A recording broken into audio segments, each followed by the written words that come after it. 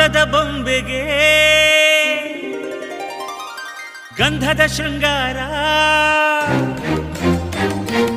ಅಂದದ ಬೊಂಬೆಗೆ ಗಂಧದ ಶೃಂಗಾರ, ಚಂದದ ಬೊಂಬೆಗೆ ಹೂವಿನ ವಯ್ಯಾರ. ಬಂಗಾರಕ್ಕೆ ಬಂಗಾರದ ಒಡವೆ ಯಾಕೆ ಹೇಳಿ ತಂದನ,